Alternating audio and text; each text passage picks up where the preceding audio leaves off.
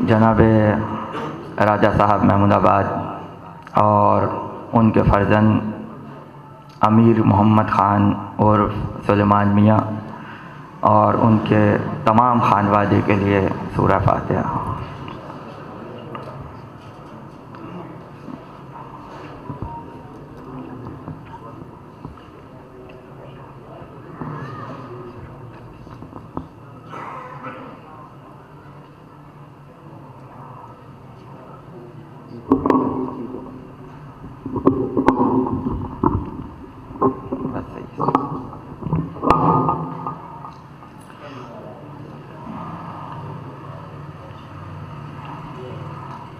حضور اجازت،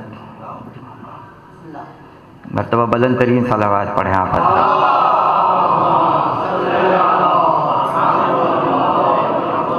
اعوذ باللہ السمیع العلیم من الشیطان اللعین الرجیم، بسم اللہ الرحمن الرحیم، الحمد للہ رب العالمین، الصلاۃ والسلام علی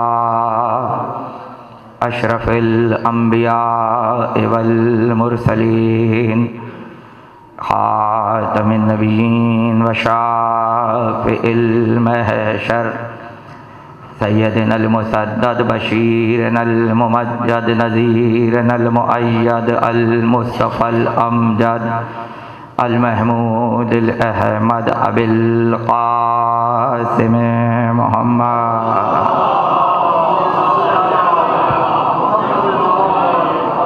آل بیتہ الطیبین الطاہرین المعصومین المظلومین الذین اذهب اللہ عنہم الرجس وطہرہم تطہیرا۔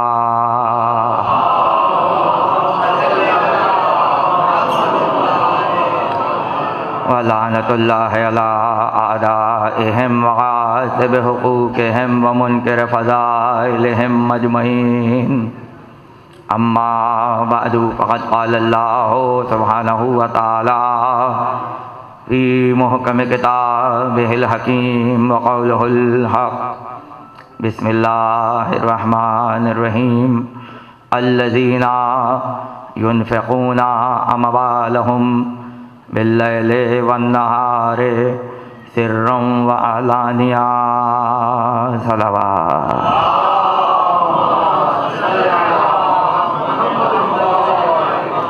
ایک مرتبہ بلند ترین صلوات پڑھیں آپ حضرات۔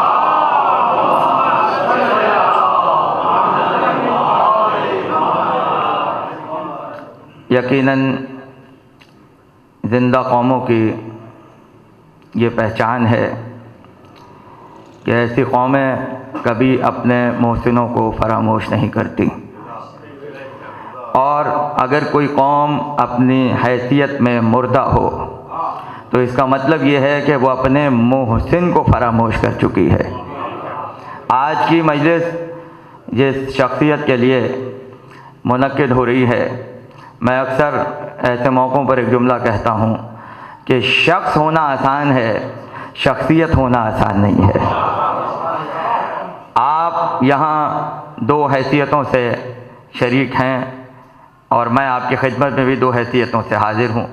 ایک تو یہ کہ ایک عزادار، ایک مرد مومن اور ایک اعلیٰ اور اشرف خاندان کے فرد کے بلندی درجات کا سامان ہو، اور دوسری وجہ یہ ہے کہ ان ہستیوں کے جو احسانات ہم پر ہیں تو کسی حد تک اپنے حصے کا محبت کا اظہار کیا جا سکے۔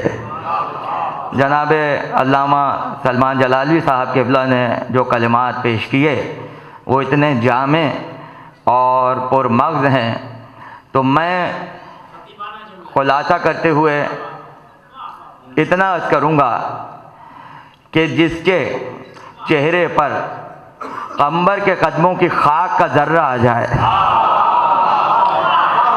تو پھر معصوم بھی اس سے اتنی محبت کرتے ہیں کہ در بدر بھٹکنے نہیں دیتے، بلکہ اپنے صحن شفا میں مشہد مقدس میں جگہ دے دیتے۔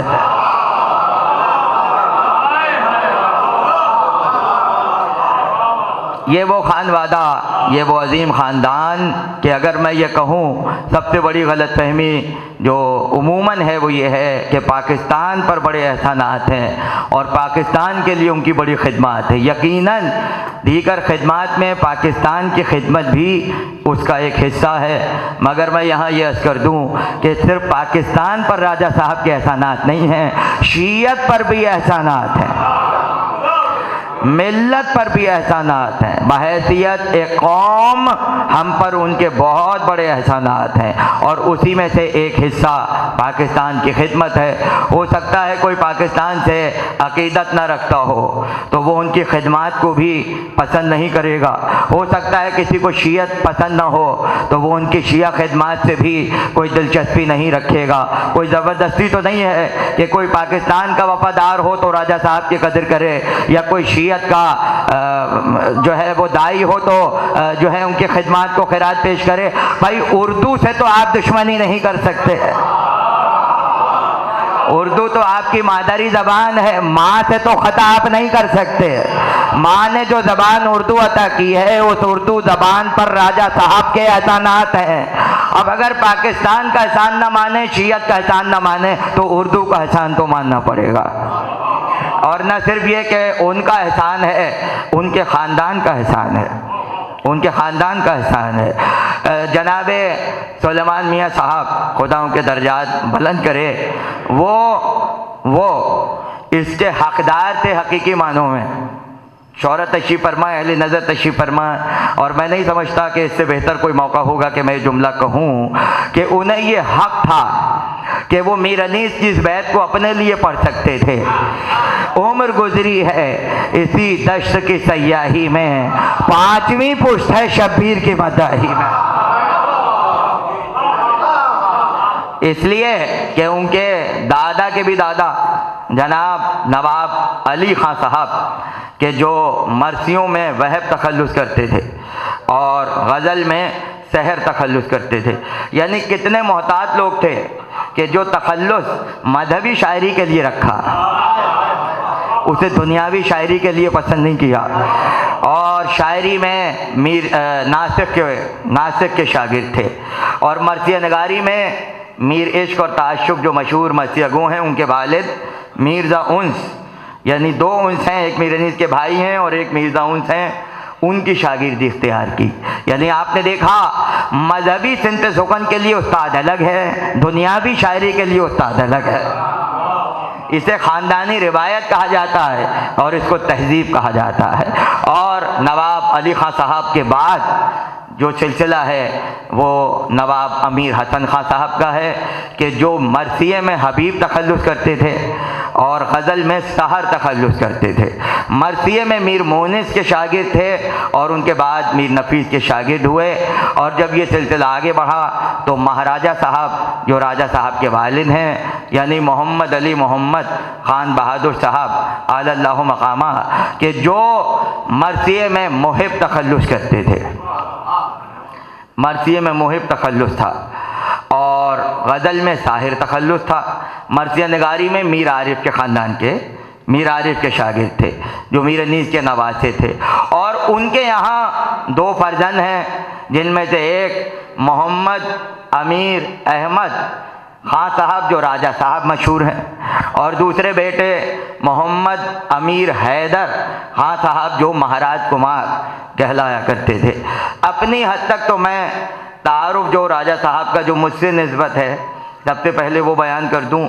ہمارے علاقے میں رضویہ سوسائٹی میں کہ جو علمی اور ادبی لوگوں نے جو بستی بسائی تھی، اور یہ بات بھی بہت کم لوگوں کو پتہ ہے کہ پہلی رجسٹرڈ سوسائٹی جو کراچی کی ہے وہ رضویہ کالونی ہے۔ تو اس کو جب آباد کیا گیا تو انہوں نے کہا کہ بھائی ایسے خیابان اور کوچے بنائے جائیں کہ جب ان کوچوں میں اور خیابانوں میں بچے پھریں اور بورڈ پر نام نظر جائے تو ایسے نام رکھے جائیں کہ ذہنی تربیت بچوں کی ہو، اور اور جب وہ اپنے ماں باپ سے پوچھیں کہ یہ کون تھا تو ماں باپ بتائیں کہ ان لوگوں کے شیعت پر اور مذہب پر کیا احسانات ہیں۔ تو کبھی آپ آئیں رضویہ تو دیکھیے کہ خیابان میرنیز بھی موجود ہے، خیابان مرزا دبیر بھی موجود ہے، خیابان میر تقی میر بھی ہے، خیابان قادر اللہ شوستری بھی ہے، اور اگر کوچوں پر جائیں تو کوچہ غالب بھی ہے، کوچہ صفی بھی ہے، کوچہ علامہ مجلسی بھی ہے۔ تو ایسے ماحول میں ایک خیابان کا نام خیابان راجہ صاحب محمود آباد ہے، اور مجھے اس پر فخر ہے کہ ہم اسی خیابان کے رہنے والے ہیں۔ اور دوسری نسبت یہ ہے کہ جب 1964 میں غالباً 64 کی بات ہے، امام باڑی کا افتتاح کب ہوا؟ 62 یا 64 کی بات ہے، راجہ صاحب کو بلایا گیا کہ وہ آ کر رضویہ امام باڑے کا افتتاح کریں، ان کے بابرکت ہاتھوں سے ہو۔ اب دیکھیے کیسے لوگ تھے، راجہ ہیں، رئیس ہیں، امیر ہیں، بلائے جا رہے ہیں کہ افتتاح کریں۔ اب جب وہاں پہنچے، مسجد اس وقت بن کر تیار ہو گئی تھی، ریبن لگا ہوا ہے، اور راجہ صاحب کو اپنے ہاتھوں سے جو ہے افتتاح کرنا ہے۔ تو کہنے لگے بھائی اس کا افتتاح تو وہ کرے گا کہ جس کی کوئی نماز قضا ہی نہ ہوئی ہو،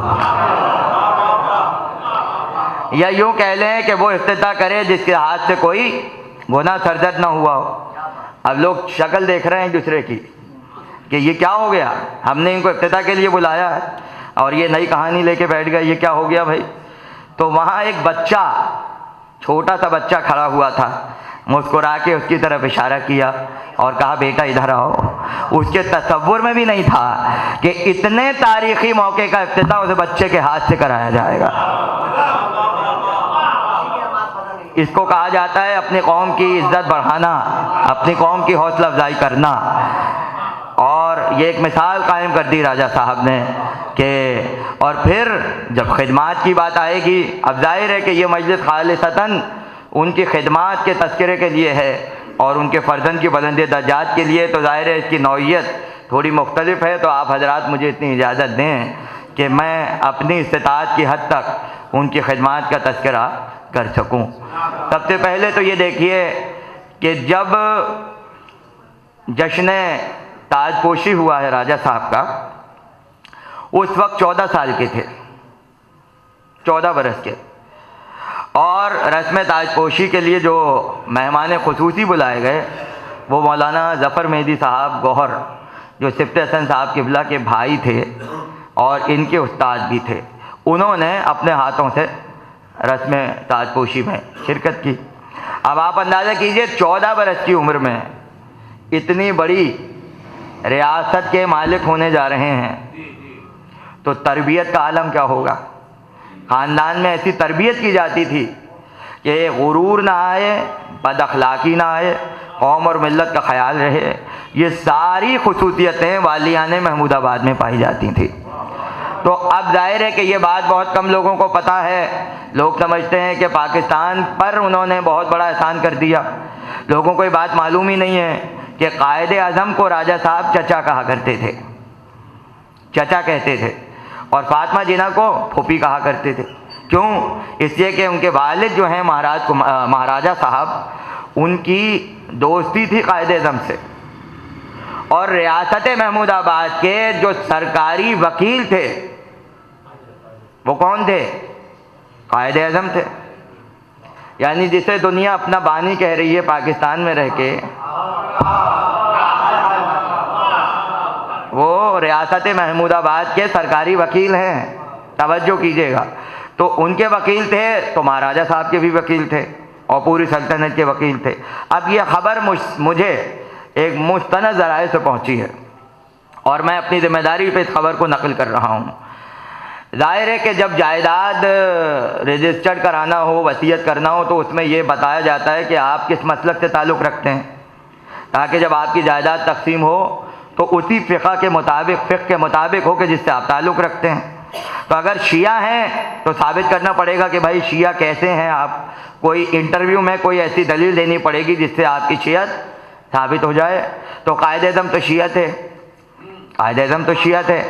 اب جب اپنی جائیداد اور وصیت رجسٹر کرا رہے ہیں عدالت میں، تو پھر شیعت تو ثابت کرنی پڑے گی۔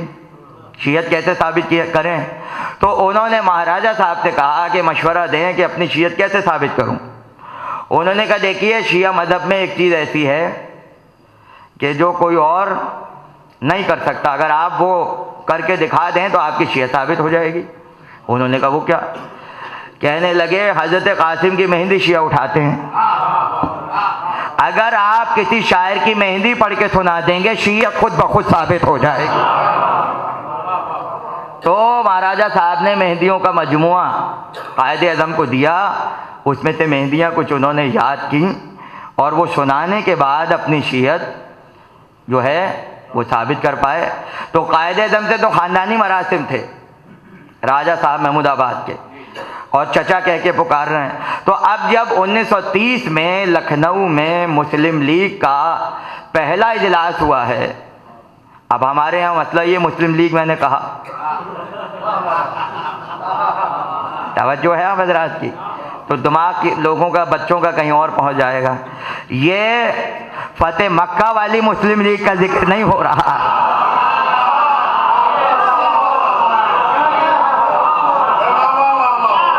یہ ذوالشیرہ کی مسلم لیگ کا ذکر ہو رہا ہے۔ صلوات پڑھیں بلند آواز۔ مسلم لیگ بنائی گئی، پہلا اجلاس، دیکھیے پہلے اجلاس کی اہمیت بہت ہوتی ہے، سارے پڑھے لکھے لوگ، اردو اسپیکنگ جمع کر لیے گئے، مسلمان، اور مسلم لیگ کی بنیاد پڑ گئی۔ اب کہنے لگے جلسہ ہوگا، پہلا جلسہ ہوگا، اس میں نظریے دیے جائیں گے، قراردادیں منظور ہوں گی، ممبران کا ذکر آئے گا، صدر کا تذکرہ ہوگا کہ کون ہے۔ تو مہاراجہ صاحب جو تھے، راجہ صاحب کے والد 3 مرتبہ مسلم لیگ کے صدر رہ چکے ہیں، اور پورے ہندوستان میں جتنے مہاراجہ تھے اس میں صرف 3 مسلمان تھے، باقی سب ہندو تھے، ان میں سے ایک یہ ہیں۔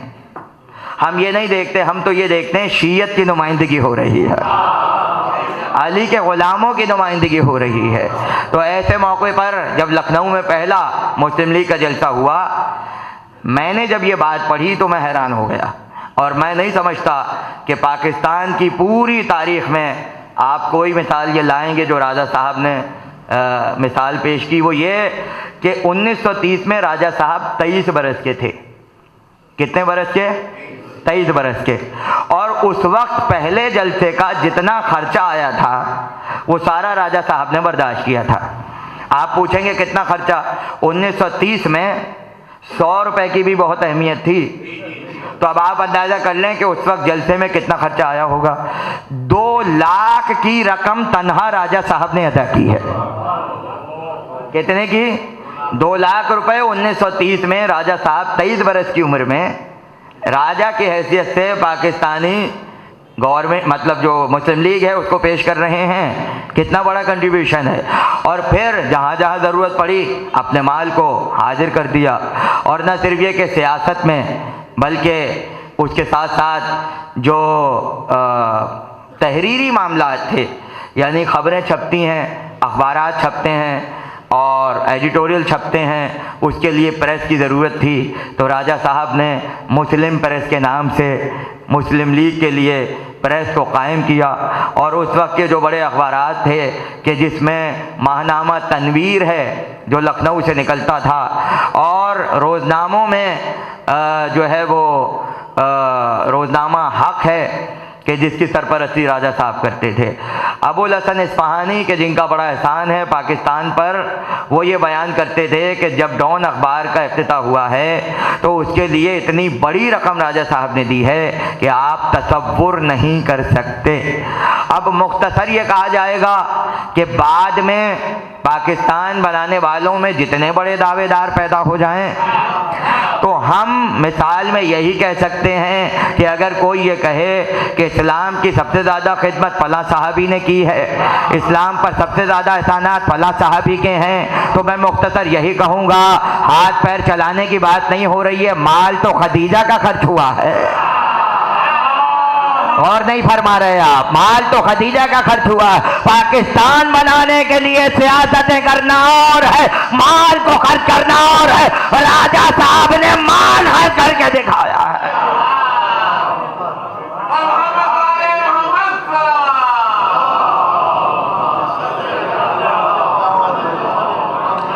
اور اگر ایسے میں پروردگار عالم سورہ بقرہ میں ارشاد فرما دے الذین ينفقون اموالهم باللیل والنہار سرا وعلانیہ، اور یہ وہی صاحبان ایمان ہیں جو اپنے مال کو راہ خدا میں خرچ کرنے والے ہیں، جو اپنے مال کو راہ خدا میں خرچ کرنے والے ہیں، سرا وعلانیہ، چھپا کے خرچ کرتے ہیں، دکھا کر خرچ کرتے ہیں، باللیل والنہار، رات کو خرچ کرتے ہیں، دن میں خرچ کرتے ہیں۔ آپ نے دیکھا خرچ کرنے والوں سے خدا کو اتنی محبت ہے کہ صرف خرچ کرنے والوں کی تعریف نہیں کرتا پروردگار، بلکہ ان کی ادا کا بھی ذکر کرتا ہے، دکھا کے خرچ کرتے ہیں، چھپا کے خرچ کرتے ہیں، اور نہ صرف یہ کہ ادا کا ذکر ہوتا ہے، اس وقت کا بھی ذکر کیا جاتا ہے جس وقت میں وہ مال خرچ کر رہے ہوتے ہیں، اس لیے کہا رات میں خرچ کرتے ہیں اور دن میں خرچ کرتے ہیں۔ خرچ کرنے والوں کی ادا پر بھی خدا کی نظر ہے، خرچ کرنے والوں کے وقت پر بھی خدا کی نظر ہے۔ اب خود تصور کر لیجئے، جب خرچ کرنے والوں سے اتنی محبت ہو تو کنجوسوں سے کتنی نفرت ہوگی۔ جب خرچ کرنے والوں سے اتنی نفرت ہو تو پھر کنجوسوں سے کتنی نفرت ہوگی۔ جس طرح تاریخ اسلام میں کنجوس پائے جاتے ہیں، پاکستان کی تاریخ میں بھی کنجوس پائے جاتے ہیں، اور جیسے وہاں خرچ کرنے والے ویسے یہاں خرچ کرنے والے۔ مگر میں کیا کروں، ہر کنجوس بھی برابر نہیں ہوتا، ہر کنجوس برابر۔ قبلہ تشریف فرمائیں، ان کی موجودگی سے مستفید ہوتے ہوئے عرض کر رہا ہوں۔ ایک ہوتا ہے بخیل کنجوس، ایک ہوتا ہے لئیم۔ لئیم وہ بھی کنجوس ہے۔ فرق کیا ہے؟ فرق یہ ہے کہ بخیل وہ ہوتا ہے کہ جیب میں پیسہ ہو اور خرچ کرتے ہوئے دم نکل رہا ہو۔ لئیم کون ہوتا ہے؟ لئیم زیادہ خطرناک ہے، خرچ کوئی اور کرے، دم کسی اور کا نکل رہا ہوتا ہے۔ خرچ کوئی اور کر رہا ہوتا ہے، دم کسی اور کا نکل رہا ہوتا ہے۔ اسلام کو بخیلوں سے خطرہ نہیں ہے، لئیموں سے خطرہ ہے۔ مال خدیجہ کا خرچ ہو رہا ہے، دم کسی اور کا نکل رہا ہے۔ مال خدیجہ کا خرچ ہو رہا ہے، دم کسی اور کا نکل رہا ہے۔ بخیل وہ جو جیب میں پیسہ ہوتے ہوئے بھی خرچ نہ کرے، اور لئیم وہ جو خرچ کوئی اور کر رہا ہو اور دم کسی اور کا نکل رہا ہو۔ تو صرف دولت کے بخیل نہیں ہوتے، صرف دولت کے کنجوس نہیں ہوتے، صفات کے بھی کنجوس ہوتے ہیں۔ اگر کوئی سچ بولنے میں بخل کر رہا ہو وہ سچ کا کنجوس ہے، اگر کوئی سخاوت میں بخل کر رہا ہو وہ سخاوت کا کنجوس ہے، تو تعریف میں بخل کر رہا ہو تو تعریف کا کنجوس ہے۔ تو صفات کے بھی کنجوس ہوتے ہیں اور صفات کے بھی بخیل ہوتے ہیں۔ اب سمجھ میں آیا؟ تو شیعہ ہوتے ہوئے علی کے فضائل مجلس میں نہ پڑھ رہا ہو وہ بخیل ولایت ہے، اور جو اوروں کو پڑھتے ہوئے نہ دیکھ سکے وہ لئیم ولایت ہے۔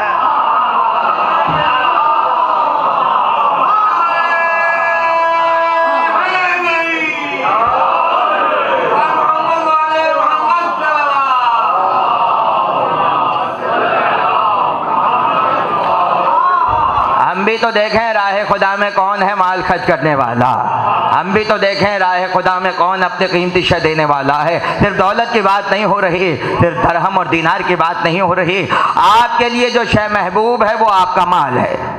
میرے لیے شیروانی محبوب، یہ میرا مال ہے۔ یہ انگوٹھی محبوب، یہ میرا مال ہے۔ یہ ٹوپی محبوب، یہ میرا مال ہے۔ جو آپ پسند کرتے ہیں، اب چاہے آپ کی اولاد ہو وہ بھی مال میں داخل ہے، چاہے آپ کا گھر ہو وہ بھی مال میں داخل ہے۔ کوئی تاریخ میں ایسا نہیں ملے گا کہ مال کا اطلاق جتنی چیزوں پر ہوتا ہو وہ سب کا سب راہ خدا میں خرچ کرتا ہوا نظر آئے۔ یہ شرف یا تو خدیجہ کے پاس ہے یا ابو طالب کے گھرانے کے پاس ہے۔ اگر گھر ہے تو وہ بھی قربان، اولاد ہے تو وہ بھی قربان، دولت ہے تو وہ بھی قربان۔ اللہ خرچ کرنے والوں سے محبت کر رہا۔ اب یہاں ایک لفظ ہے اور اس پہ میں آپ کی توجہ چاہوں گا، ينفقون۔ ينفقون ينفقون خرچ کرنے والے، خرچ کرنے والے۔ یہ لفظ بنا ہے نفقہ سے، نون پہ قاف، نفقہ، نفق کیا مطلب؟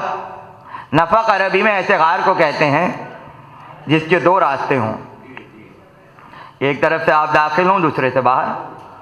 دو راستے ہونا شرط ہے. اگر آگے کا راستہ بند ہو جائے کہف ہو سکتا ہے, نفق نہیں ہو سکتا. توجہ چاہتا ہوں. اس لیے عرب ممالک میں جو انڈر پاس بنتے ہیں انہیں نفق کہا جاتا ہے. عرب ممالک میں جا کے دیکھیے گا, نفق انڈر پاس, وہ بھی غار ہے, ایک طرف سے گاڑی داخل ہو دوسری طرف سے باہر. تو نفق وہ جس کے دونوں راستے کھلے ہوں. اب چونکہ یہاں غار کا ذکر ہے اور دونوں راستوں کے کھلے ہونے کا ذکر ہے اور اسی سے بنا ہے ينفقون, تو خرچ کرنے کے معنی کیسے پیدا ہوئے؟ ایسے پیدا ہوئے کہ دو راستے ہونا ضروری ہیں. تو ایک وہ راستہ ہے اور ایک یہ راستہ ہے. یعنی ایک راستے سے عطا ہوتی رہے اور ہی نہیں فرما رہا ہے, اور دوسرے راستے سے وہ باہر عطا ہوتی جائے. تو وہ راستہ یہاں سے دے رہا ہے, یہ راستہ یہاں سے دے رہا ہے, دو راستے کھلے ہیں یا نہیں؟ اسی کو ينفقون کہا جاتا ہے. تو پروردگار کہتا ہے اگر تم نے یہاں سے لیا اور یہاں آیا اور یہ راستہ تم نے بند کر دیا تو ہم وہاں سے بھی تمہارا راستہ بند کر دیں گے. اس لیے خرچ کرنے کا مطلب یہ ہے تم لٹاتے جاؤ ہم عطا کرتے جائیں گے, تم لٹاتے جاؤ ہم عطا کرتے جائیں گے. اتنا عطا کیا آل محمد نے راہ خدا میں کہ خدا کی عطا ان پر مسلسل ہوتی رہے گی اور دنیا یہ طے کر لے گی مانگنے والے اور ہوتے ہیں, عطا کرنے والے اور ہوتے ہیں. مانگنے والے اور ہوتے ہیں, عطا کرنے والے اور ہوتے ہیں. اچھا, لطف کی بات یہ ہے کہ اسی سے بنا ہے منافق. نفق سے ينفقون بھی ہے, قبلہ ایسا ہی ہے, اور اسی سے منافق بھی ہے.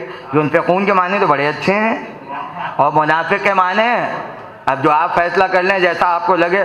یعنی مادہ ایک ہی ہے, اچھے معنی بھی پیدا ہو رہے ہیں اور برے معنی بھی پیدا ہو رہے ہیں. دیکھنا یہ ہے کہ جائے گا کہاں تک, جائے گا کہاں تک. کون خرچ کر کے ينفقون کی منزل پر آتا ہے اور کون منافقت کر کے منافق بن جاتا ہے. تو منافق کو بھی منافق اس لیے کہا جاتا ہے کہ نفق کی طرح منافق کے بھی دو راستے ہوتے ہیں. ایک طرف سے ایمان داخل ہو, دوسری طرف سے باہر آ جائے. ایک طرف سے غدیر میں ولایت مل رہی ہو, دوسری طرف سے کبھی جمل میں واپس ہو, کبھی صفین میں تو کبھی نہروان میں.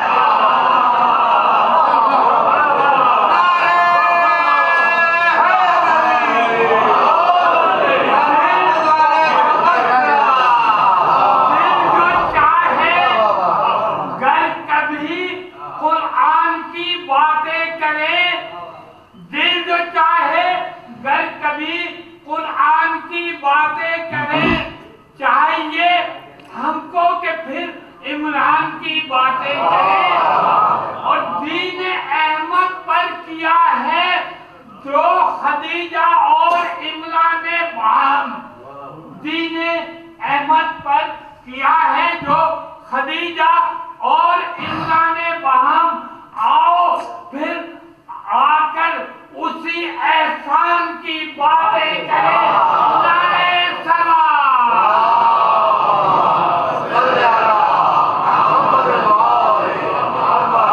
یہ بات نیت پر ہے کہ کون ينفقون کی منزل پر ہو اور کون منافقت کی منزل پر ہو, منافقت کی منزل پر ہو.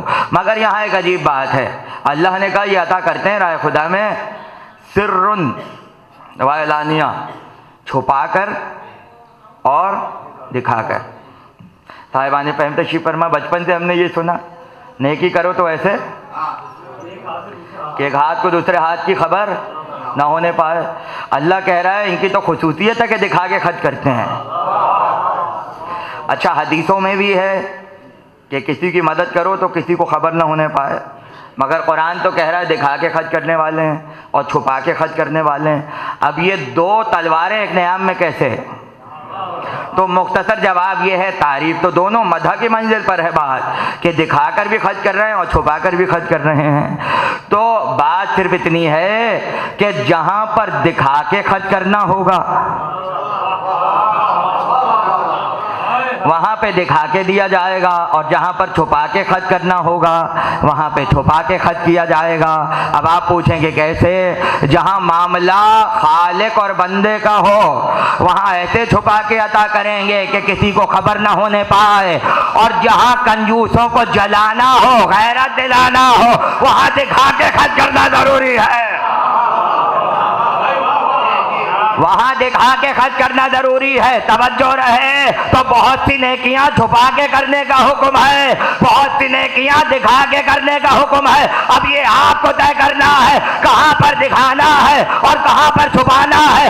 اگر چیز چاہے گا تو چار دیواری میں بھی مجلس ہو جائے گی، لیکن جب یہ یزیدیوں کو جلانا ہوگا تو جلوس کی شکل میں دکھا کے اداکاری کرنا واجب ہے۔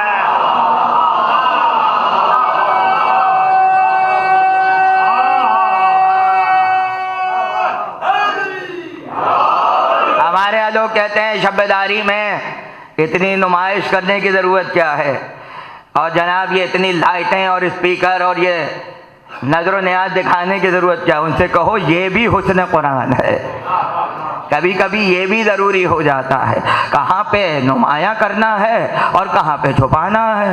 تو خدا نے بھی طے کر لیا، خدا نے بھی طے کر لیا۔ بہت سے کام ہمارے ایسے ہیں کہ جو ہم چھپا کے کریں گے، اور بہت سے ہمارے کام ایسے ہیں جو ہم دکھا کے کریں گے۔ اور نہیں فرمایا آپ نے، کچھ کام اللہ چھپا کے کرتا ہے، کچھ کام اللہ دکھا کے کرتا ہے، کچھ کام اللہ دن میں کرتا ہے، کچھ کام اللہ رات میں کرتا ہے۔ اب اس کو کہاں لے جاؤں کہ پیغمبر کے سارے کام چھپا کر ہوئے یا نہیں ہوئے؟ پہلی وہی کہاں آئی؟ غار میں چھپے ہیں، تنہا ہیں یا نہیں ہیں؟ ہجرت کہاں ہوئی؟ غور نہیں فرما رہے، چھپ کر ہوئی ہے یا نہیں ہوئی ہے؟ تو پھر بولیے ہوئی ہے۔ معراج کہاں ہوئی ہے؟ سارے کام حبیب کے چھپا کر کیے ہیں، اور طے کر لیا علی کا کام چھپا کے نہیں کریں گے، غدیر میں ولایت کا اعلان کریں گے۔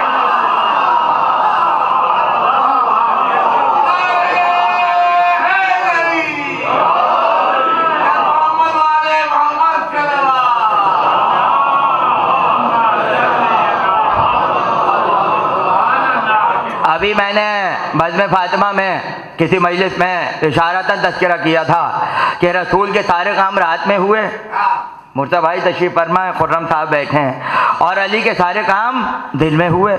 طے کر لیجئے، آپ دیکھ لیجئے، پہلی وہی رات میں آئی، معراج رات میں ہوئی، شب ہجرت رات میں ہوئی، شق القمر کا معجزہ رات میں ہوا، اور علی کے سارے کام دن میں کروائے۔ بدر دن میں ہے، احد دن میں ہے، خیبر دن میں ہے، حنین دن میں ہے، بتوں کا توڑنا دوپہر میں ہے۔ ارے غدیر کا اعلان تو ایسا دن میں ہوا کہ الیوم علی کا ہو کر رہ گیا، اور علی کو سورج کا معجزہ دیا تو دن میں دیا، رات میں نہیں دیا ہے۔ پیغمبر کو چاند کا معجزہ دیا، علی کو سورج کا معجزہ دیا۔ بات یہ ہے کہ چاند نکلتا ہے رات میں اور رات چھپی ہوتی ہے، سورج نکلتا ہے دن میں اور دن ظاہر ہوتا ہے۔ علی کو دن کا معجزہ اس لیے دیا کہ حشر میں یہ نہ کہہ سکو ہمیں نظر نہیں آ رہا تھا۔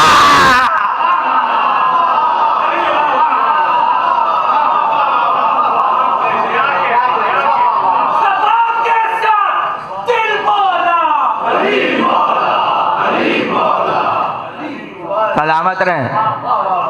اس لیے رات میں بھی خرچ ہے، دن میں بھی خرچ ہے، دکھا کر بھی خرچ ہو رہا ہے، چھپا کر بھی خرچ ہو رہا ہے۔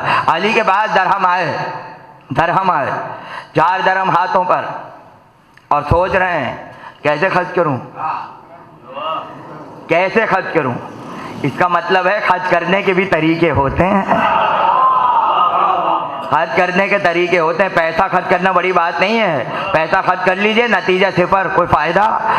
کم خرچ بالا نشین ہو تو سمجھ میں آئے، یعنی کم پیسوں میں اتنا بڑا کام ہو رہا ہو کہ دنیا حیران رہ جائے کہ لاکھوں میں وہ کام نہ ہو سکا کہ جو چند پیسوں میں ہو گیا۔ دنیا حاجتیں پوری کرنے کے لیے لاکھوں روپے خرچ کر دیتی ہے، مگر حاجت پوری نہیں ہوتی۔ ہم چند روپے خرچ کر کے سیدہ کی کہانی مان لیتے ہیں۔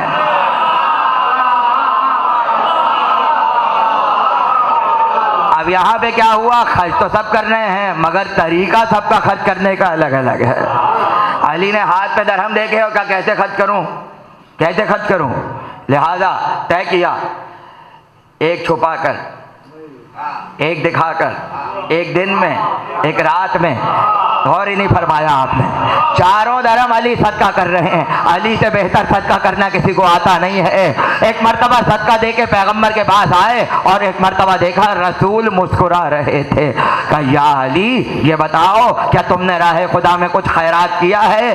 کہا یا رسول اللہ آپ کو کیسے معلوم؟ کہا ابھی ابھی جبریل آیت لے کر آئے ہیں، ابھی ابھی جبریل آیت لے کر آئے ہیں۔ کون سی آیت ہے؟ الذین ينفقون اموالهم باللیل والنہار۔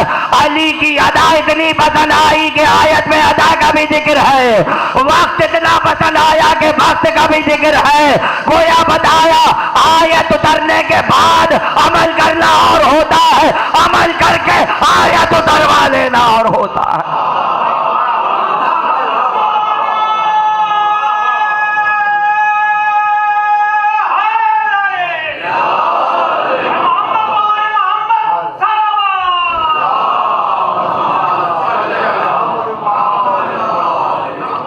توجہ ہے؟ اب مجھے اتنا بتائیے، صاحبان پہم تشریف فرما اور خدا ان کے سائے کو باقی رکھے، جہاں ہمیں مولانا حیدر علی زئی صاحب سلیم تشریف فرما، اختر محمود آبادی صاحب تشریف فرما ہے، تو میں یہ عرض کروں کہ جو 4 درہم خرچ کرنے میں اتنا اہتمام کرے، جب وہ رکوع میں زکوٰۃ دے رہا ہوگا تو کیا ہوگا؟ جب وہ رکوع میں زکوٰۃ دے رہا ہوگا تو کیا ہوگا؟ اور باریکی سمجھ لیجئے، صدقہ نہیں دیا ہے، مال کی بھی تو قسمیں ہیں، مال کی بھی تو قسمیں ہیں، صدقے میں بھی قسمیں ہیں، صدقہ واجب، صدقہ مستحب، اس میں بھی قسمیں۔ اچھا بھائی سید کا صدقہ سید کو جائے گا، غیر سید کا صدقہ سید کو نہیں جائے گا، یہ بھی تو مسائل ہیں۔ پھر مال کی قسموں میں زکوٰۃ الگ ہے، خمس الگ ہے، مہر کی رقم الگ ہے تو مال میں ہی، مال کی بھی تو قسمیں ہیں، تو دیکھا جائے گا مال کون سا ہے۔ علی نے رکوع میں صدقہ نہیں دیا ہے، صدقہ نہیں دیا ہے، زکوٰۃ دی ہے۔ اب آپ کہیں گے کیوں صدقہ کیوں نہیں دیا؟ دیکھیے صدقے کی لمٹ نہیں ہے، صدقے کی لمٹ نہیں ہے، 1 روپے کا بھی ہو سکتا ہے، 1 کروڑ کا بھی ہو سکتا ہے، صدقہ ہی کہا جائے گا، زیرو لگنے کے بعد نام نہیں بدلے گا، لیکن زکوٰۃ کا نام بدل جائے گا، اس لیے کہ زکوٰۃ کا سلیبس ہے، زکوٰۃ کا نصاب ہے۔ اگر خمس نکالیں گے تو 5واں حصہ ہی ہوگا، اگر آپ نے چھٹا کر دیا تو کچھ بھی ہو خمس نہیں ہو سکتا۔ زکوٰۃ کے لیے شرط ہے کہ 40واں حصہ ہو، اگر 41واں کر دیں گے کچھ بھی ہو زکوٰۃ نہیں ہے۔ اس کا مطلب ہے صدقے میں پابندی نہیں تھی، زکوٰۃ میں پابندی تھی۔ اب پابندی کیسے پتہ چلے گی؟ فائدے ہیں اس کے۔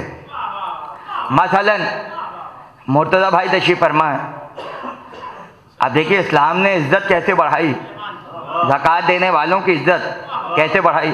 مرتضی صاحب اگر 1 لاکھ روپے زکوٰۃ میں دیں، اچھا اگر صدقے میں دیں گے کوئی نہیں پوچھے گا، صدقہ ہے دے دیا، لیکن اگر زکوٰۃ دیں گے تو پہلے تو لوگ کہیں گے بھائی ماشاءاللہ کتنے اچھے آدمی ہیں، زکوٰۃ دے رہے ہیں، شیعہ ہو کے زکوٰۃ دے رہے ہیں، اور نہیں فرما رہے آپ، اس لیے کہ زکوٰۃ میں شیعوں کے بڑے نازک معاملات ہیں۔ بینک میں پوچھتے ہیں شیعہ ہیں یا سنی ہیں، لوگ کہتے ہیں اکاؤنٹ کھلوا رہے ہیں، مسلک کیوں پوچھ رہے ہیں بھائی؟ کہنے لگے اگر سنی ہے تو زکوٰۃ ہم خود بخود کاٹ لیں گے بغیر بتائے، اور اگر شیعہ ہیں تو شیعہ جو ہیں وہ حکومت کو زکوٰۃ نہیں دے سکتے، ان کے یہاں حرام ہے، وہ اپنے ہاتھوں سے زکوٰۃ عطا کریں گے، اور ہی نہیں فرما رہے۔ اس چکر میں سب کے سب شیعہ ہو جاتے ہیں۔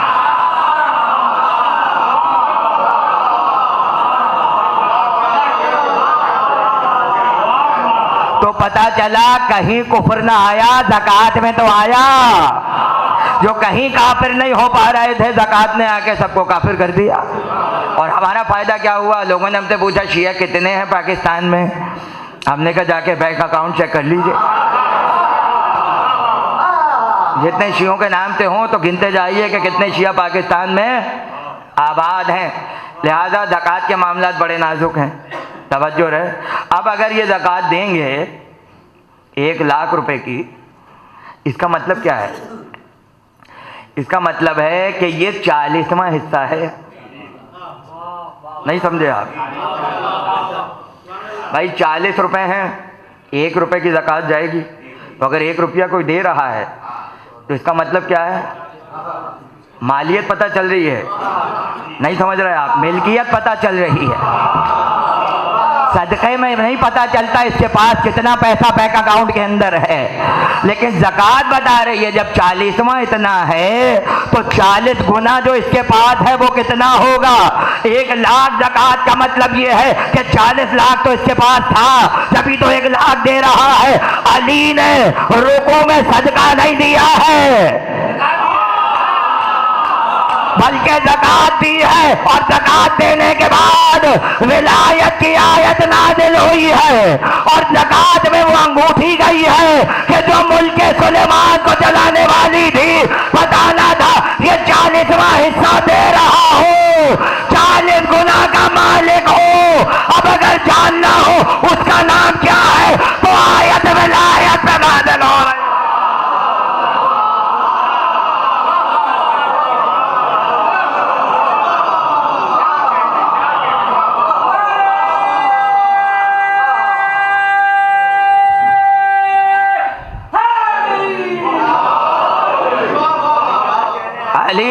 جب 4 درہم ایسے خرچ کریں تو زکوٰۃ کا عالم کیا ہوگا؟ اور پھر جب خیبر سے واپسی پہ 40 ناقوں پر سونا لاد کے علی چل رہے ہوں کہ جو خیبر کے مال غنیمت میں نہیں ہے، مال غنیمت بڑے بڑے غنی ہو گئے خیبر کے بعد، بڑے بڑے غنی ہو گئے خیبر کے بعد، اس لیے کہ غنیمت میں جو ملا ہے، غنیمت میں، اور یہ خیبر ہونا بھی غنیمت ہے۔ صلوات پڑھیں مولانا عباس۔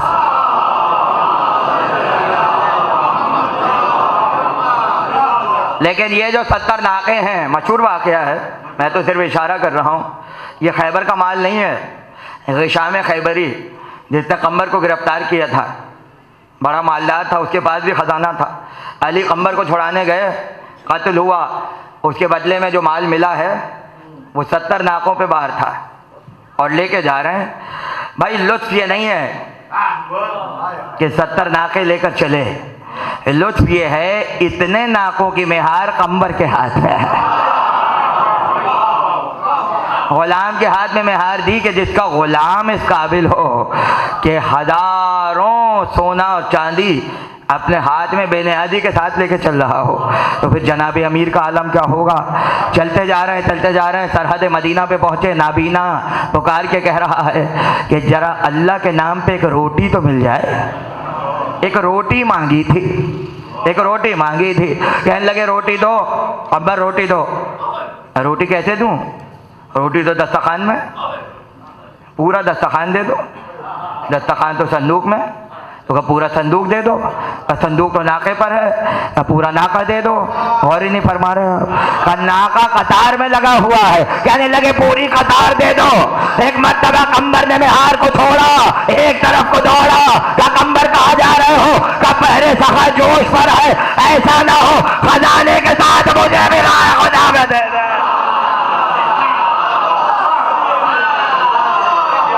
بھائی جو جملہ سنانے کا ہے وہ سن لیجئے، ٹھیک ہے؟ اس کی بینائی آ گئی اور اس نے کہا اپنی غلامی دے دیجئے اور یہ خزانہ یہاں سے لے لیجئے۔ علی والوں کی بے نیازی دیکھی، 70 ناقے سونے سے بھرے ہوئے ہیں اور کہہ رہا ہے یہ لے لیجئے، اپنی غلامی میں قبول کر لیجئے، اپنی غلامی میں قبول کر لیجئے۔ علی والوں کا مزاج آپ نے دیکھا، اب میں کیا کروں؟ اس لیے کہ امیر امام حر جو راجہ صاحب کے داماد بھی تھے، انہوں نے اپنے آنکھوں کا دیکھا ہوا واقعہ لکھا ہے۔ کہنے لگے تاج پوشی کی رسم تھی اور پڑی والی رسم جب بڑے ہو گئے تھے تو جو گورنر تھا اودھ کا، اس کے ہاتھوں سے تاج رکھا جانا تھا۔ علی والے غیروں کے ہاتھ سے تاج رکھوائے؟ غیروں کے ہاتھ سے تاج اپنے سر پہ رکھوائیں. کہنے لگے رسم سے پہلے عزا خانے کے سامنے آ کر کھڑے ہو گئے اور آ کر اپنی ماں سے کہا کہ اپنے ہاتھوں سے میرے سر پر تاج رکھیے. بتانا یہ تھا یہ جاہ و حشام، یہ دولت، یہ الفت، یہ محبت اہل بیت یا تو ماں کا صدقہ ہے یا آل محمد کا صدقہ ہے. یہ ساری دولت کام کی ہے اگر آل محمد ہے. یہ تاج پوشی تب تاج پوشی ہے اگر آل محمد ہیں. اس لیے عزا خانے کے دروازے پر اپنے سر پر تاج رکھوایا. اور علی 70 ناقے دے کر آ رہے ہیں گھر. تو خبر تو زہرا تک بھی گئی ہوگی کہ شوہر آ رہا ہے، 70 ناقے ہیں، سونے سے لدے ہوئے ہیں. اگر کوئی اور ہوتی تو امیدیں آ جاتی ہیں.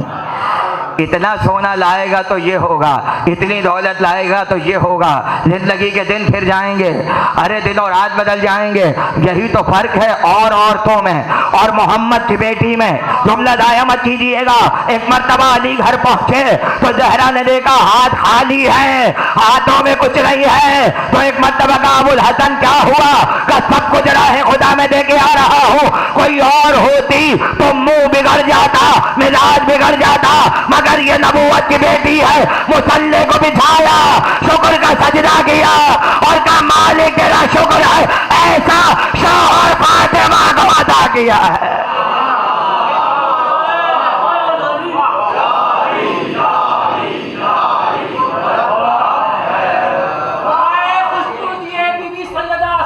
بلند ترین صلوات.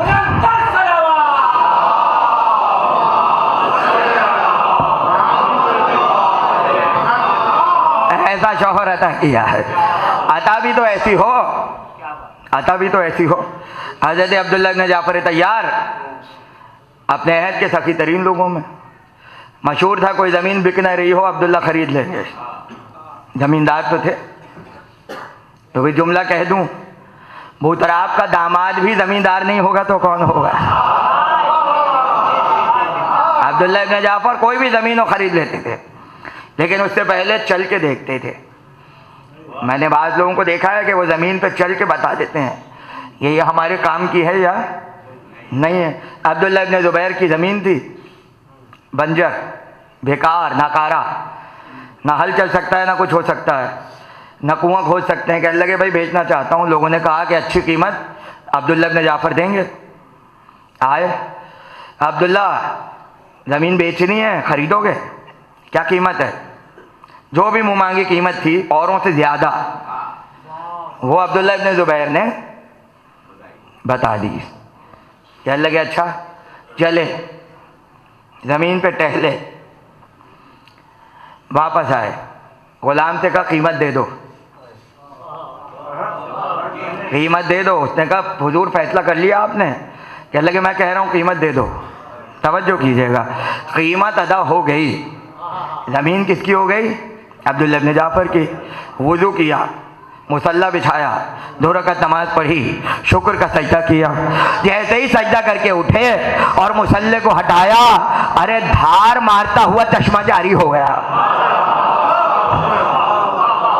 تیزی کے ساتھ چشمہ جاری ہو گیا. چشمے جاری ہونے کا مطلب آپ سمجھتے ہیں کہ زمین عرب میں، ملک عرب میں اس کی قیمت کتنی زیادہ تھی کہ چشمہ ہے، چشمہ ہے. توجہ کیجیے گا. کہنے لگا عبداللہ یہ کیا ہو گیا؟ یہ چشمہ تو پہلے تھا ہی نہیں، تم نے کیسے ظاہر کر دیا؟ کہنے لگے یہ مت پوچھو، یہ مت پوچھو. اس کا داماد ہوں جو رازوں کو ظاہر کرنے والا تھا، جو بڑے بڑے رازوں کا جاننے والا تھا. مجھ سے مت پوچھو چشمہ کہاں سے آیا. عبداللہ تمہارے پاس تو بہت دولت ہے، ایسا کرو یہ پیسے واپس لے لو، تمہیں تو بہت زمینیں مل جائیں گی، میری زمین مجھے واپس کر دو. دیکھیے نیت بدلی یا نہیں، نیت بدلی یا نہیں. کہا عبداللہ یہ پیسے لے لو اور زمین مجھے واپس کر دو. عبداللہ نے کہا سنو، پیسے تو میں لے لوں گا، زمین تمہاری ہو جائے گی، مگر یہ بتاؤ جو میری دعا وہاں تک گئی ہے وہ واپس کہاں سے آئے گی؟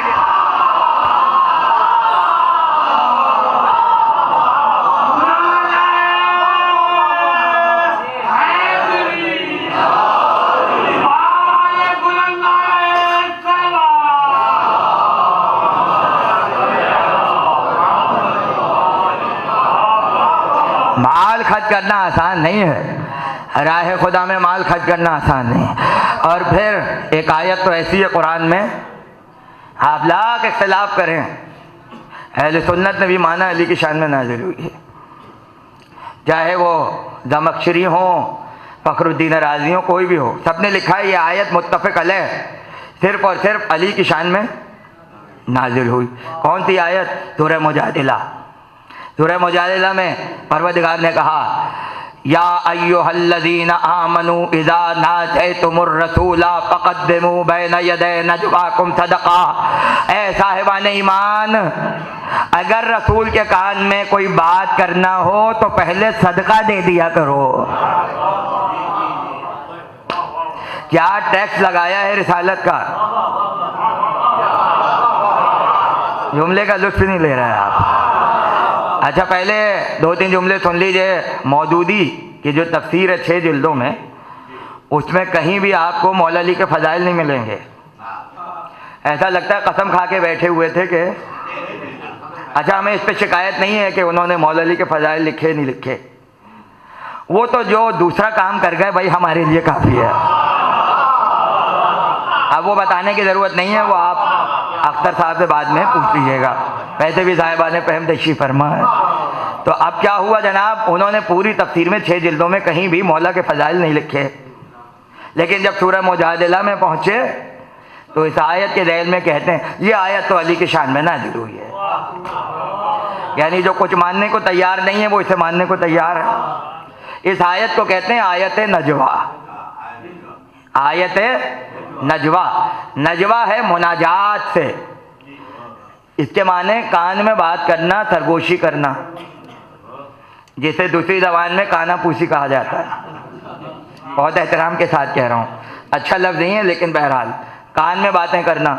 اور علامہ ہلی کی جو کتاب ہے نہج الحق، یہ جو امامت کے موضوع پر ہے اور دلائل ہیں اس میں، اس کی رد میں فضل ابن روزبہان نے کتاب لکھی تھی ابطال باطل، اس میں اس نے جو بغض نکالا ہے اہل بیت کے لیے اس کی کوئی انتہا نہیں ہے، وہ بھی اس میں لکھ رہا ہے کہ آیت نجوا تو علی کے لیے نازل ہوئی ہے۔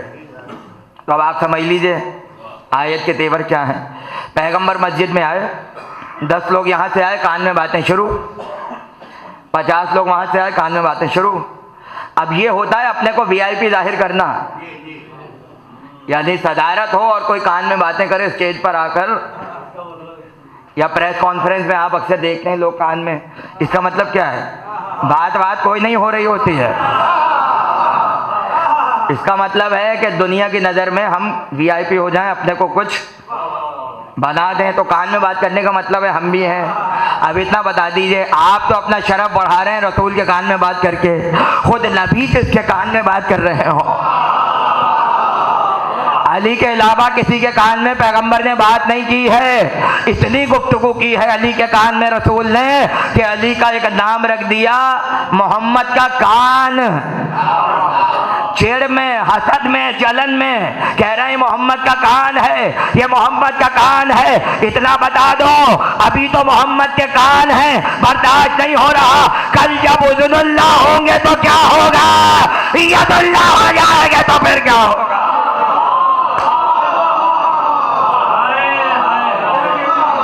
محمد کا کان آ رہا ہے، محمد کا کان آ رہا ہے، توجہ رہے۔ اب کیا ہوا؟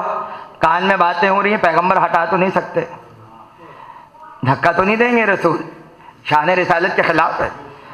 ادھر وہ دیکھ رہا ہے میرے محبوب کے ساتھ ایسا سلوک، ارے آیت نازل کرو، جبریل لے جاؤ اور جا کر کہو اب جسے کان میں بات کرنی ہے پہلے صدقہ نکال کے آئے، پہلے صدقہ نکال کے آئے۔ اب ہم بھی تو دیکھیں کون راہ خدا میں مال خرچ کرتا ہے، ایک یہ موضوع سے ہٹا نہیں ہوں، ہم بھی تو دیکھیں کون راہ خدا میں پیغمبر سے بات کرنے کے لیے اپنی جیب سے پیسے نکالتا ہے۔ ٹیکس لگا دیا، اب جب نبی مسجد میں آئے مسجد خالی، کوئی بات کرنے کے لیے نہیں آ رہا۔ اب اشارے سے تو بلا نہیں سکتے، کیوں؟ پابندی عائد ہو چکی ہے، پابندی عائد ہو گئی ہے، پیسے دو، آؤ آ کر بات کرو۔ اب 3 طبقے ہیں، ایک وی آئی پی طبقہ ہے، ایک مڈل کلاس ہے، اور ایک فقیر ہیں جو خود محتاج صدقہ ہیں۔ اب ہوا یہ کہ فقیر تو پیچھے ہٹ گئے، انہوں نے کہا ہم تو خود صدقہ لیتے ہیں، ہم تو خود صدقہ کھاتے ہیں، تو بھائی ہم کہاں سے صدقہ دیں گے رسول سے بات کرنے کے لیے، پیچھے ہٹ جاؤ۔ اور وہی سب سے زیادہ تھے۔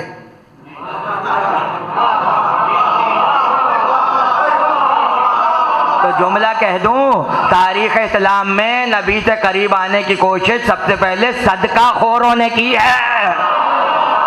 صلوات پڑھیں بلند آواز۔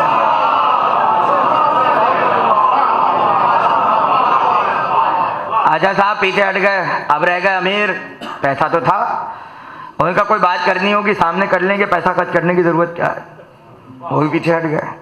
میڈل کلاس وہ شریف لوگ تھے، ان کو کان میں بات کرنے کی ضرورت، وہ بھی پیچھے ہٹ گئے۔ اب سناٹا ہے، آیت تو اتر گئی، آیت تو اتر گئی، اور آیت پوری نہیں ہوگی جب تک کوئی نہ کوئی ایک عمل کرنے والا نہ ہو۔ تو مجھے جملہ کہنے دیجئے، جب سارے کنجوس پیچھے ہٹ گئے تب ابو طالب کا بیٹا آگے بڑھا۔ بلکہ میں یوں کہہ دوں، کل سخاوت آگے بڑھا، کل ایمان تو تھا، کل سخاوت بھی تو تھا، آگے بڑھا۔ علی کے پاس ایک دینار ہے، اور اس عہد میں، اب میں اس پہ پوری تقریر کر چکا ہوں کہ دینار کیسے بنتے تھے، ان کی ماہیت کیا تھی، وغیرہ وغیرہ، موجود ہے تقریر، آپ چاہیں سن سکتے ہیں۔ ایک دینار 10 درہم کے برابر، کرنسی سمجھ گئے آپ؟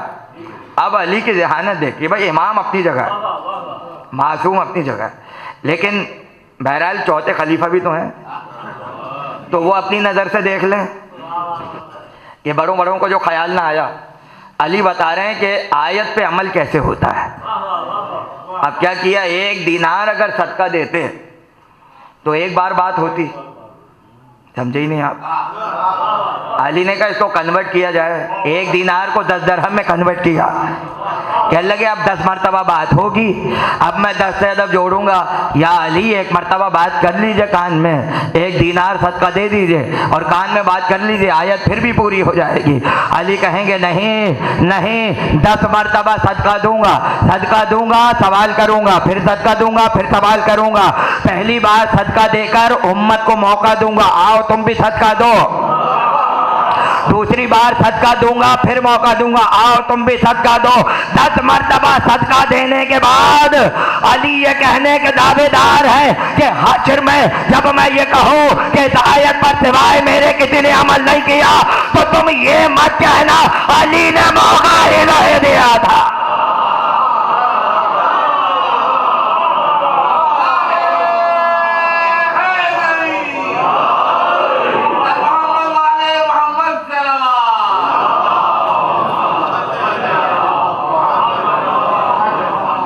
ظاہر ہے کہ یہ 10 سوالات ہیں، اب مجھے نہیں پتا کتنا، میرے خیال سے وقت تو پورا ہو گیا، کچھ کہنے کی گنجائش نہیں ہے، لیکن چند سوال کر کے میں گفتگو کو ختم کر رہا ہوں۔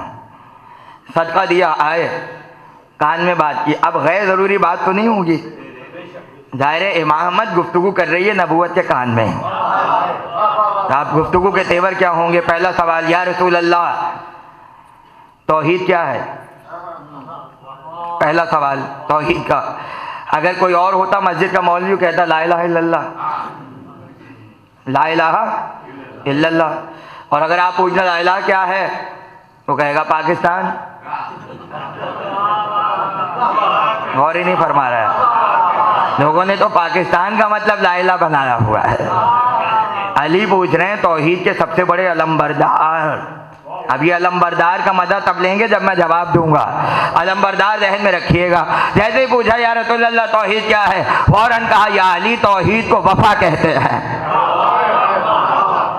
توحید کو وفا کہتے ہیں۔ اب پتہ چلا وفا ہوگی تو توحید ہوگی، اور اگر توحید وفا نہ ہو تو توحید کا کوئی تصور نہیں ہے، اس لیے کہ یوم الست وعدہ کر کے آئے تھے کہ تجھے ایک مانیں گے، محمد کو رسول مانیں گے، ہم لات کو نہیں مانیں گے، عزا کو نہیں مانیں گے، تو جو دنیا میں آ کے لا الہ کہے وہ وفادار ہوتا ہے۔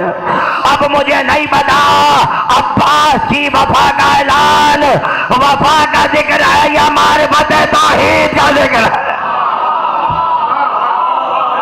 اور پھر اگر یہ علام عباس کی وفا کی علامت ہے تو پیغمبر کہہ چکے وفا توحید ہے، تو یہ وفا کی بعد میں علامت بنے گا، توحید کی علامت پہلے ہے۔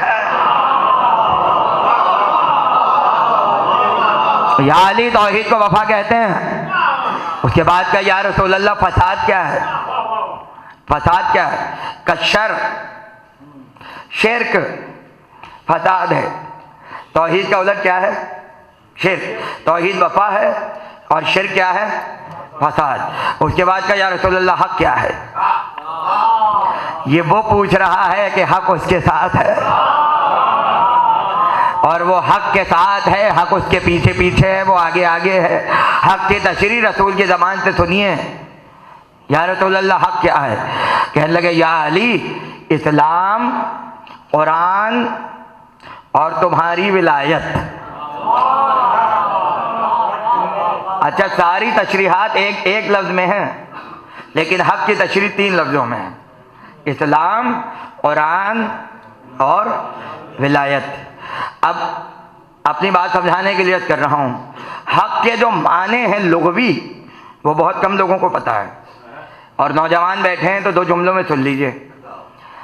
امام راغب اصفہانی کی جو کتاب ہے مفردات القرآن، اس میں حق کے معنی لکھے ہیں، انہوں نے مثال لکھی ہے۔ ایک ہوتی ہے چوکھٹ، ایک ہوتا ہے دروازہ۔ چوکھٹ اور دروازے جہاں جوڑتے ہیں اس کے لیے قبضہ چاہیے ہوتا ہے، قبضہ جوڑتا ہے، اور قبضہ ہٹا دیں تو دروازہ اپنی جگہ سے نہ آگے ہوتا ہے نہ پیچھے ہوتا ہے۔ کہنے لگے اس قبضے کو حق کہا جاتا ہے۔ اور نہیں فرما رہے آپ، کہنے لگے جو 2 بڑی چیزوں کو جوڑے اسے حق کہا جاتا ہے۔ علی نے پوچھا تھا حق کیا ہے؟ کہنے لگے اسلام، قرآن اور ولایت۔ بتانا یہ تھا اسلام چوکھٹ کی طرح ہے، قرآن دروازے کی طرح ہے، ولایت اس قبضے کی طرح ہے۔ اگر ولایت ہٹاؤ نہ اسلام رہے نہ قرآن رہے۔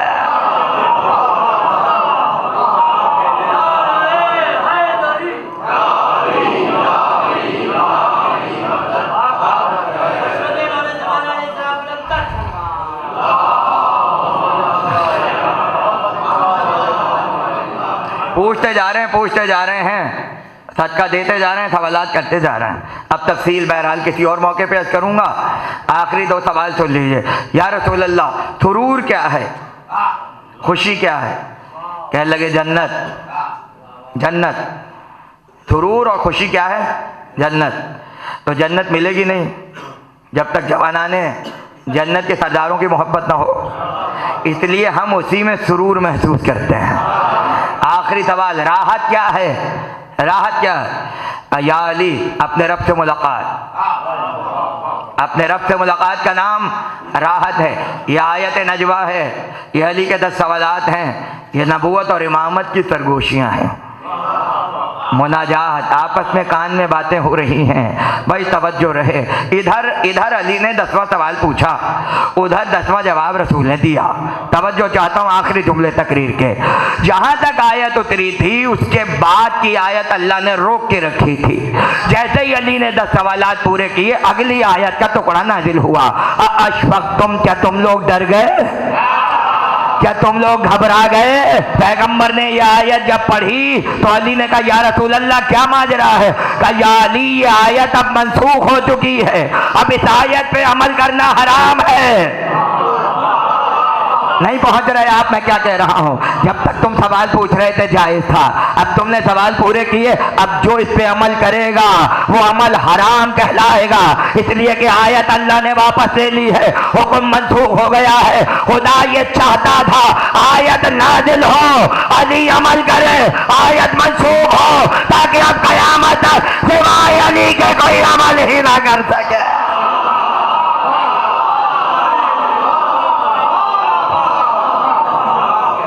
سوائے علی کے کوئی عمل نہ کر سکے۔ اور اگر اسی بات کو میں دوسرے لفظوں میں بدل کے کہہ دوں، کیونکہ میرا جی چاہ رہا ہے کہ اہل نظر تشریف فرما ہے، تو بھائی جواہر پارے تو انہی کے سامنے رکھے جاتے ہیں، ناقدروں کے سامنے تو نہیں رکھے جائیں گے. آپ جیسے قدردان ہو تو جملہ سن لیجئے. 10 سوال جب تک نہ ہوئے اس وقت تک آیت پوری نہیں ہوئی, آیت اس وقت تک منسوخ نہیں ہوئی. 10 سوال پورے ہوئے, خدا نے آیت کو لاک کر دیا, اب قیامت تک کوئی عمل نہیں کرے گا. پتہ چلا جب اللہ نے یہ دیکھا کہ علی کی جیب کے 10 درہم ختم ہو چکے ہیں, اب علی کے پاس دینے کو کچھ نہیں ہے, تو بتانا یہ ہے آیت علی کی جیب کو دیکھ کے آتا ہے.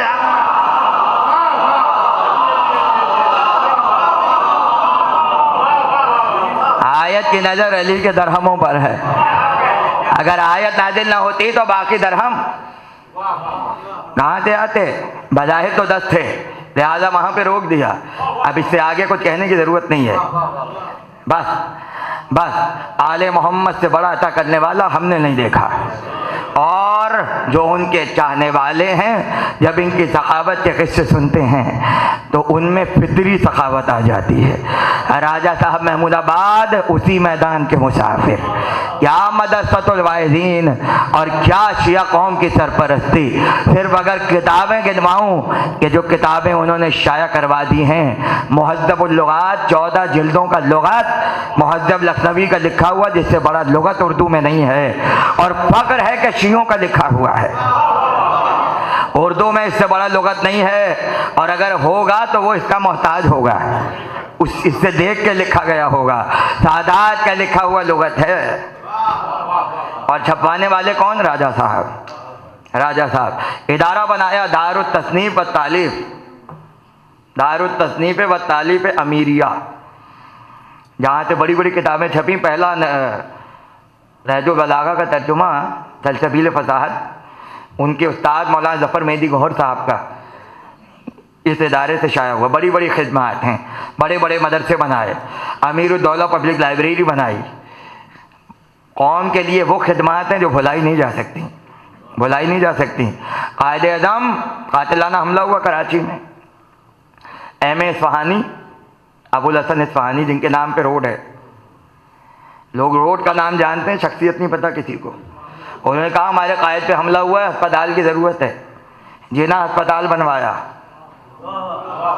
مجھے نہیں پتا میں کیا کہہ رہا ہوں, آپ کیا سن رہے ہیں. جینا ہسپتال کی بنیاد بھی ہم نے رکھی ہے. اور یہ جو آج بڑے مزے سے PIA میں سفر کرتے پھر رہے ہیں, ان کو جا کے بتاؤ یہ بھی شیعوں نے بنائی ہوئی ہے. اور آج یہ بینک الحبیب اور حبیب بینک اور یہ جو بینک چل رہے ہیں, کوئی جا کے کہہ دے یہ بھی ہمارا بنایا ہوا ہے. اور جب ترانے پڑھے جائیں اور گائے جائیں پاکستان کے اسمبلیوں میں, تو کوئی جا کر بتائے کہ احمد جی چھاگلا جو اس کی طرز بنانے والے ہیں وہ بھی شیعوں میں سے تھے.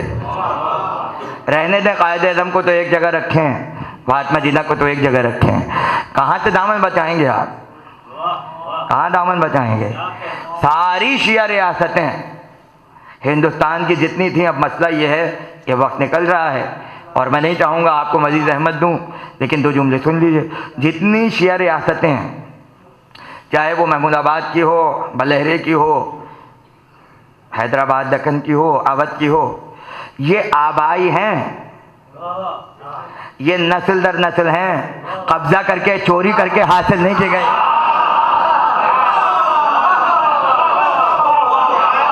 ایک باپ نے خدمت کی, بہادری کا مظاہرہ کیا, اسے زمینیں ملیں, جائیدادیں ملیں, منصب ملا, بڑھتے بڑھتے حکومت ملی, اور وہ نسل میں چلتی ہوئی آ رہی ہے. ہم قبضے کر کے حکومتیں نہیں بناتے. اور راجہ صاحب تو نسلاً صدیقی تھے. محمد ابن ابو بکر کی اولاد میں. اور علامہ رشید ترابی کون تھے؟ فاروقی تھے. سن لیجئے جملہ. اور بھی بہت سے فاروقی گزرے ہیں شیعہ. مزہ تو تب ہے جب کوئی فاروقی ہو کے شیعہ ہو. صدیقی بھی بہت شیعہ گزرے ہیں صدیقی مگر شیعہ. اب لوگ پوچھتے ہیں بھائی آپ شیعہ کیسے ہو گئے, آپ تو صدیقی ہیں. بڑی کام کی بات بتا رہا ہوں. وہ کہیں گے محمد ابن ابو بکر کی اولاد ہیں, عبد الرحمن ابن ابو بکر کی اولاد نہیں. اور نہیں فرمایا آپ.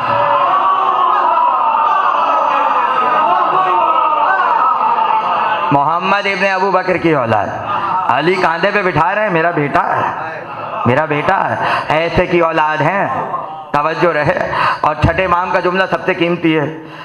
یعنی ہمارے یہاں غلط فہمی ہے, اسماء بنت امیس جعفر طیار کی زوجہ اور ابو بکر کی زوجہ بھی اسماء بنت امیس, لوگ سمجھتے ہیں یہ وہ والی ہیں, وہ نہیں ہیں, یہ انصاریاں ہیں اور کنیز ہیں حضرت زہرا کی. آپ اکثر کیونکہ شہزادی کے دن ہیں تو میں دو جملے کہہ دوں کہ شہزادی کے عقد میں آپ سنتے ہیں اسماء بنت امیس آئیں, خوشبو لگائی, تیار کیا. وہ تو افریقہ میں تھیں, افریقہ میں تھیں جعفر طیار کے ساتھ, تو مدینے میں کیا کر رہی تھیں؟ وہ دوسری اسماء بنت امیس ہیں جو کنیز ہیں حضرت زہرا کی, جو شادی میں دلہن بنا رہی ہیں جناب سیدہ کو. وہ گئیں عقد ابی بکر میں, ان سے یہ پیدا ہوئے محمد ابن ابو بکر. اور کہتے ہیں کہ جس سال رسول آخری حج کے لیے جا رہے تھے حجۃ الوداع پر, اس دن یہ چند دن کے تھے گود میں ماں کی, اور غدیر کے میدان میں ہیں. اس کا مطلب کیا ہے؟ غدیر کا کمسن ترین سامع. بھائی ہمارے یہاں بچے ہوتے ہیں, جملہ سنیے بہت خوبصورت جملہ آیا ہے, ہمارے یہاں بیٹا ہو ایک کان میں اذان ایک کان میں اقامت, یہ تو ہم خود دیتے ہیں, یہ تو براہ راست رسول سے سن رہے تھے.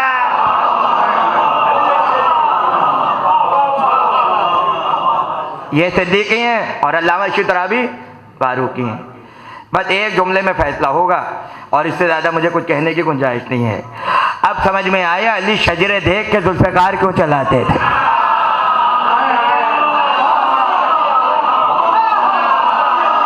خدا آپ کو سلامت رکھے. وہ دیکھ رہے تھے اس کی نسل میں راجہ صاحب محمود آباد ہے, اور اگر یہ نہ ہو تو پاکستان کا وجود نہ ہو, تو میں اس ملک کو بھی ذوالفقار علی کا صدقہ سمجھ لو.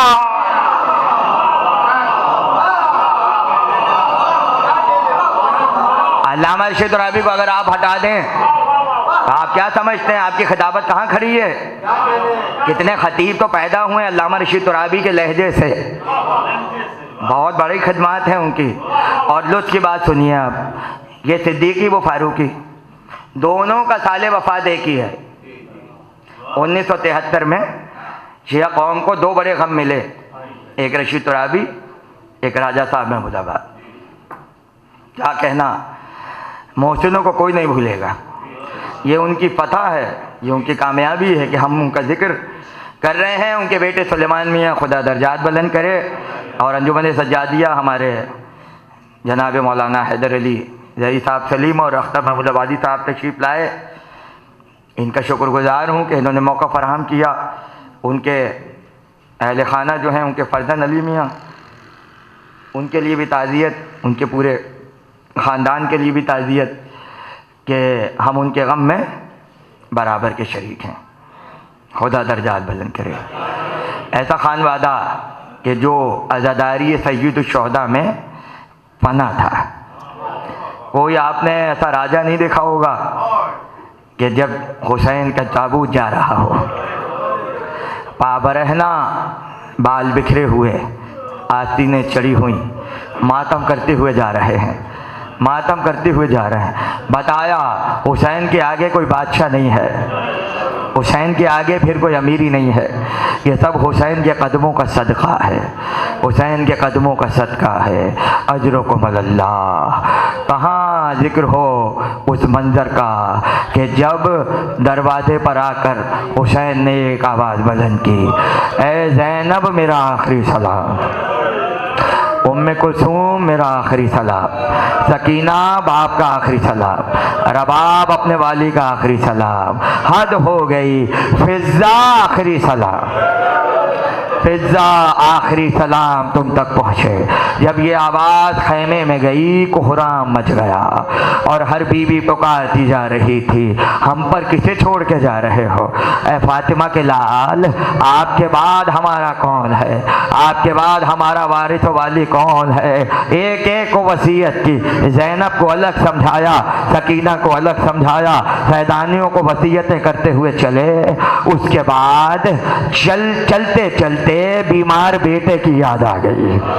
سید سجاد کے خیمے میں آئے اور آ کر دیکھا سید سجاد غشی کی حالت میں ہیں۔ ایک مرتبہ بازو کو تھاما، سورہ الحمد کی تلاوت کی، بیمار نے غشی سے آنکھوں کو کھولا۔ مقتل ابن طاؤس کے جملے ہیں، ادھر آنکھ کھلی اور پہلی نظر سید سجاد کی حسین کے چہرے پر پڑی تو پہلا جملہ یہی کہا تھا، بابا یہ تمہارے چہرے کو کیا ہو گیا؟ بابا یہ تمہارے چہرے کو کیا ہو گیا؟ تو فوراً کہا، بابا کیا چچا عباس مارے گئے؟ کہا سجاد چچا مارے گئے۔ کہا بابا چچا یہ بتائیے بھیا علی اکبر بھی مارے گئے؟ حسین نے یہ نہیں کہا کہ اکبر بھی مارا گیا، اس لیے کہ جانتے تھے بھائی بھائی کا صدمہ برداشت نہیں کرے گا، تو اتنا کہا اب مردوں میں تم باقی ہو، اجرکم اللہ، اب مردوں میں تم باقی ہو۔ اس کے بعد کہا بیٹا ہتھ کڑیاں پہن لینا، بھیڑیاں پہن لینا، توق پہن لینا، قافلے کو شام تک لے جانا اور بیٹا سکینہ کو شام کے زندان میں دفنا دے۔ ہم آ کر سکینہ کو لے جائیں گے۔ اس کے بعد چلے در خیمہ پر آئے، کچھ یاد آیا۔ اب آپ تصور کیجئے کہ کچھ اب یاد آ جائے اور حسین واپس پلٹیں تو وہ وصیت کتنی قیمتی ہوگی۔ واپس پلٹے اور آ کر کہا بیٹا سجاد ایک وصیت رہ گئی ہے۔ کہا بابا کہیے۔ کہ جب مدینے جانا شیعوں کو میرا سلام کہنا اور کہنا جب کبھی ٹھنڈا پانی پیو میری پیاس کو یاد کرنا، کسی غریب کو دیکھو میری غریبی کا ماتم کرنا۔ اجرکم اللہ، یہ کہہ کر باہر آئے، ذوالجناح کو سر جھکائے ہوئے دیکھا، وانظر لا یمینا و یسارا، حسین نے دائیں دیکھا اور بائیں دیکھا۔ اس کے بعد کہا یا ابطال الصفا یا فرسان الہیجا، اے میرے شیروں کہاں ہو، اے میرے بہادروں کہاں ہو، کیا سوار نہ کراؤ گے؟ خیمے کا پردہ اٹھا، علی کی بیٹی باہر آئی، کہا بھیا ابھی زینب زندہ ہے، ابھی زینب زندہ ہے۔ گھوڑے پر سوار ہوئے، ذوالجناح آگے بڑھا، چند قدم چلا۔ اس کے بعد جب آگے نہ بڑھا تو کہا ذوالجناح بچپن سے سوار ہوا ہوں، آج تنہا چھوڑ دے گا؟ ایک مرتبہ اشارہ کیا، دیکھا 4 برس کی بچی قدموں سے لپٹی ہوئی ہے، گھوڑے سے اترے، گودی میں اٹھایا اور ایک جملہ کہا، جانا ہے دور شب کو جو آنا نہ ہو، اگر جانا ہے دور شب کو جو آنا نہ ہو، ادھر گھٹ گھٹ کے روئیو نہ، ہمیں چاہتی ہو گھر، پہلے پہل ہے آج شب فرقت پدر، راحت کے دن گزر گئے، یہ فتل اور ہے اب یوں بسر کرو جو یتیموں کا دور ہے۔ نلے سے ہاتھ جوڑ کے بولی وہ لالا فام، بتلائیے مجھے کہ یتیمی ہے کس کا نام؟ آنکھوں سے خون بہا کے یہ کہنے لگے امام، کھل جائے گا یہ درد و علم تم پہ تابہ شام، بی بی نہ پوچھو کچھ یہ مصیبت عظیم ہے، بی بی نہ پوچھو کچھ یہ مصیبت عظیم ہے، مر جائے جس کا باپ وہ بچہ یتیم ہے، مر جائے جس کا باپ وہ بچہ یتیم ہے۔ آخری جملے باغ کو کھینچا، مقتل میں آئے، چاروں طرف مقتل پہ حملہ کر دیا، حجت آخر کو تمام کیا۔ کہتے ہیں یزید نے جو خط لکھے تھے مختلف ملکوں میں اور بہادروں کو بلایا تھا کہ کربلا میں ایک باغی نے خروج کیا ہے، تم لوگ بھی آؤ تاکہ باغی کو قتل کیا جا سکے۔ بصرے کا پہلوان یزید کا خط پہنچا، اپنے ہتھیاروں کو باندھا، سامان کو باندھا، جب چلنے لگا تو 4 برس کی بچی دروازے پر آ گئی اور آ کر کہا کہاں جا رہے ہو؟ تو باپ نے کہا بہت بڑی جنگ ہے، بڑا مال غنیمت ملے گا، اگر کچھ چاہیے تو بتاؤ، کوئی فرمائش ہے تو بتاؤ۔ تو بیٹی نے رو کر کہا ایک عقیق کی انگوٹھی اگر مل جائے، خدا آپ کو ہمیشہ غم حسین میں رلائے رکھے، ایک عقیق کی انگوٹھی مل جائے۔ باپ نے وعدہ کیا، کربلا پہنچا، عصر کا وقت تھا، حسین تنہا رہ گئے تھے، کوئی مدد کرنے والا نہیں تھا، خاک اڑ رہی ہے، حسین منتظر ہیں، کوئی میدان میں ہے آنے والا۔ اس نے گھوڑے کو ایڑ لگائی، ایک مرتبہ مقتل میں پہنچا، آ کر حسین کو سلام کیا۔ حسین نے کہا واپس جا، میں نہیں چاہتا تیرے ہاتھ میرے خون سے رنگین ہو جائے۔ جائے، میں نہیں چاہتا تو جہنم میں جائے، واپس چلا جا۔ اس نے کہا نہیں جاؤں گا، بہت روئیں گے آپ، میں قیامت کا جملہ کہوں گا۔ حسین نے بار بار سمجھایا واپس جا، جب نہیں گیا تو حسین نے اپنی انگلی سے عقیق کی انگوٹھی اتاری اور اتار کے اس کی طرف بڑھائی کہ تیری بیٹی تیرے انتظار میں ہے، میں نہیں چاہتا تیری بیٹی یتیم ہو جائے، یہ انگوٹھی اس کے لیے لے جا، اور میں تیرا درد سمجھ سکتا ہوں۔ اس نے کہا کیسے؟ کہ میری بھی ایک بیٹی مدینے میں ہے، فاطمہ صغرا۔ حسین سمجھ سکتا ہے بیٹی کی محبت کیا ہے۔ بس عزادارو ایک مرتبہ پیروں پر گر گیا اور گر کر کہا بتاؤ کون ہو؟ یا تو خدا جانتا ہے یا اس کا نبی جانتا ہے یا میں جانتا ہوں کہ میری بیٹی نے انگوٹھی کی فرمائش کی تھی، اب بتاؤ تم کون ہو؟ یا تو نبی ہو یا تم امام ہو۔ حسین نے کہا مجھے غریب کہتے ہیں، مجھے آوارہ وطن کہتے ہیں، ارے مجھے بے کس کہتے ہیں۔ کہا یہ نہیں، اپنا نام بتاؤ، اپنا نام بتاؤ۔ ایک مرتبہ رو کر کہا مشکل کشائے خلق شہ مشرقین ہوں، اے پہلوان بصرہ میں بے کس حسین ہوں۔ ہائے حسین کہہ کر پیروں پر گرا۔ عزاداروں آخری جملہ مصائب کا، ایک مرتبہ رو کر کہا آقا اب جینے کا کوئی فائدہ نہیں ہے، اجازت دیجیے۔ ارے یزید کے لشکر پہ حملہ آور ہوا، زخمی ہو کے گھوڑے سے گرا۔ حسین نے کیا دیکھا؟ ارے محمد مصطفیٰ اس کا سر اپنے گودی میں لیے ہوئے، ارے میرے حسین کا شہید، میرے حسین کا جانشاہ۔ سیعلم الذین ظلموا